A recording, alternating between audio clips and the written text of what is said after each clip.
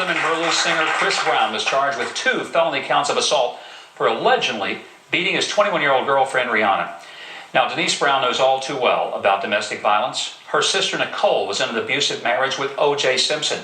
He was never convicted of her murder in a criminal trial, but later was found liable for her brutal death in civil court.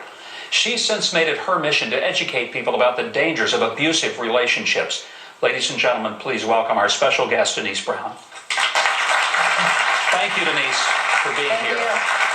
I have to believe that when you pick up the paper or you watch television and you see yet another story of an abusive celebrity relationship, in this case, Rihanna and Chris Brown, it must bring back some very painful memories of what your sister experienced with O.J. Simpson.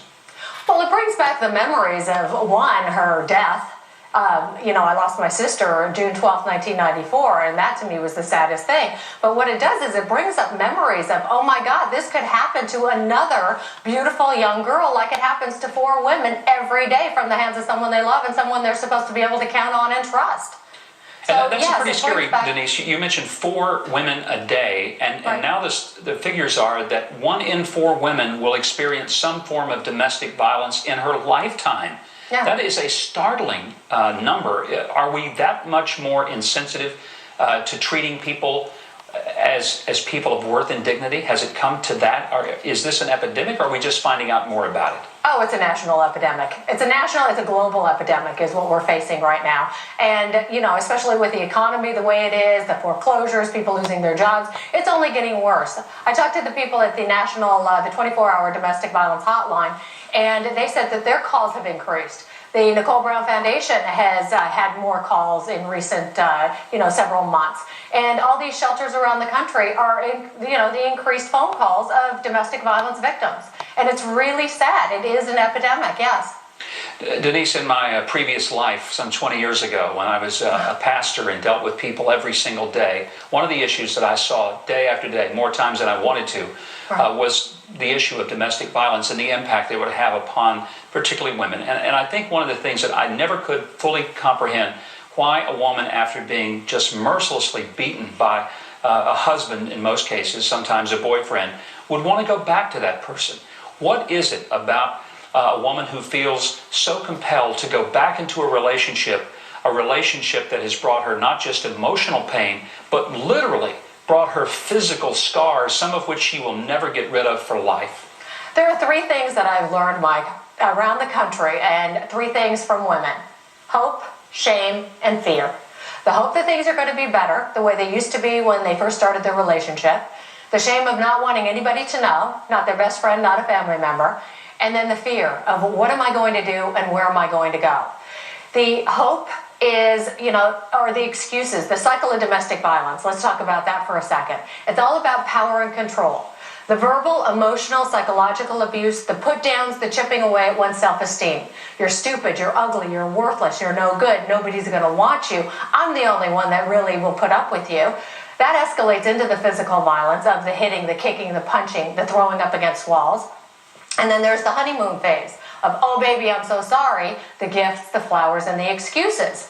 Well, this is the cycle of violence that I knew nothing about, but this is the cycle of violence that everybody needs to be educated on, because it's that cycle. It's that I am so sorry, it'll never happen again. It was just that, the time I lost my job, or, I was drunk, or whatever excuse that they can come up with. That is what pulls you and sucks you right back in, because there's that hope factor of, oh my God, he was so great, and this relationship was so wonderful when we first started this relationship. So there's a whole load of dynamics there that, the everyday person, when they say, well, why didn't she leave? There's a lot more dynamics, and there's a lot more to it. There can be threats involved, like Nicole. We found her notes and diaries. There were threats in there. She says, one day he's going to kill me and he's going to get away with it. I'm going to kill your family. I'm going to kill your kids. I'm going to kill, there's like that whole dynamic of that person that is the victim of domestic violence is the only one that actually knows how scary that situation can be and how scary and how violent that person can actually get. Nicole, we're going to come, Nicole, I've called you Nicole because I guess I'm thinking about her right now. But Denise, I want to come back. I want us to continue the story, not only of Nicole, but how this relates to so many women who are listening and watching us today. We're going to do that in just a moment. So we're going to be back with Denise Brown. And then later, country star Aaron Tippin will be back to Rock with the Little Rockers. Don't go away. Just in a moment, we'll be back.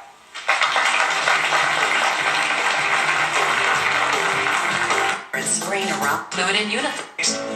It acts as a prescriptive bladder leak. To get away from it.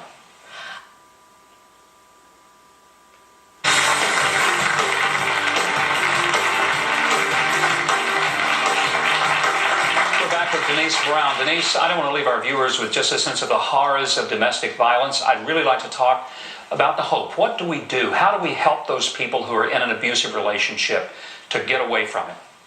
Well, what they have to realize is that there's a choice that people make. You either choose to hit somebody and beat somebody and bite somebody and, whatever it is you're doing to put them in a chokehold. You choose to do that. And what you need to do is you need to realize that, hey, this is a bad choice that I am making right now. And they need to get help. Batterers need to go to batterer treatment programs. And, there's anger management out there, but angry people don't always necessarily beat their spouses or significant others. I think that what we need to do as a society is we need to get involved. You need to call 911. You need to let people know that this is happening. You need to let people know that you don't want this in your neighborhood and that you don't want your children hearing and seeing something like this, that you don't want your kids growing up in a situation like this. So it takes everybody, just like Obama said, we need change. You need change in your own neighborhoods. You need change in your own home. And I think it needs to start there. Domestic violence is a learned behavior. And what we need to do, I don't know if it's in Chris's family or if it's in Rihanna's family, but there's choices that we need to make to say, no, we will not put up with this. And, the treatment programs do work. I think they both need to go to that. I think any victim of domestic violence needs to understand the dynamics of domestic violence. I've talked to people. Denise, let me ask you this, and I've only got 30 seconds, if you can tell me, if a parent is watching this and Right. they think their teenage daughter might be abused, what do you tell those parents?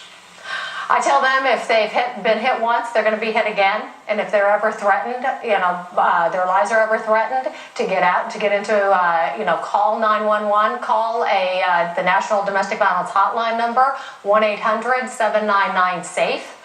They can get all the information there that they need for help. There's a lot of resources on the web. We have all the shelters and a lot of education on the internet these days, so that they can also do that. Denise, thank you so very much. I pray to God that we have fewer people experiencing at the hands of someone, and I hope that people will understand that this is not some juvenile activity. This is a crime against a human being, and if a person did it once, they'll do it again. Thank you. God bless you, and I hope you'll continue the strong advocacy to help people get out of these abusive relationships. A pleasure.